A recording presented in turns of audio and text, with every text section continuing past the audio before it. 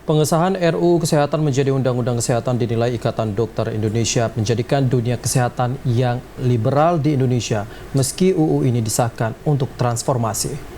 IDI meminta pemerintah mengkaji ulang sejumlah pasal dalam UU ini sehingga pelayanan kesehatan dalam negeri dapat bersaing dengan luar negeri.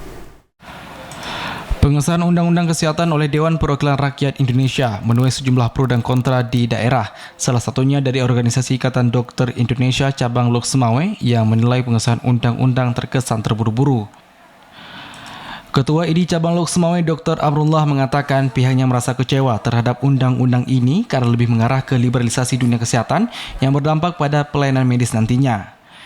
Pihaknya menilai ada sejumlah catatan buruk dari pengesahan ini, salah satunya penghapusan data mandatory spending sebesar 5% atau di wilayah Lok Semawe sebesar 10% sehingga mengganggu pelayanan kesehatan di kabupaten atau kota.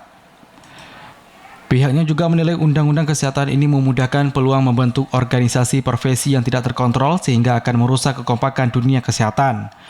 Terkait izin masuk dokter dari luar negeri, pihaknya menilai ini merupakan salah satu kompetisi untuk meningkatkan kinerja dan ilmu kedokteran. Namun pihaknya meminta pemerintah lebih memaksimalkan kinerja dan standarisasi kedokteran dalam negeri sehingga pelayanan medis juga maksimal.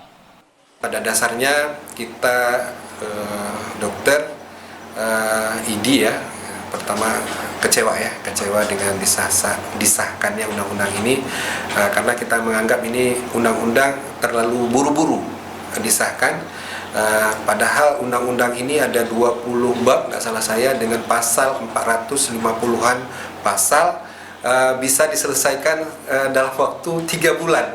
Ini suatu luar biasa sebenarnya di Indonesia ini. Di transformasi kesehatan yang diajukan oleh pemerintah terkait makanya lahir undang-undang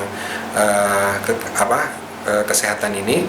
Kita melihat memang di situ ada salah satunya adalah pemenuhan SDM terkait dokter spesialis. Di situ kita nggak melihat bahwa ada optimalisasi daripada pemenuhan dokter spesialis itu dari dalam negeri. Saya rasa kita anak-anak bangsa ini siap ya untuk berbakti dan mengabdi sepenuhnya untuk masyarakat Indonesia.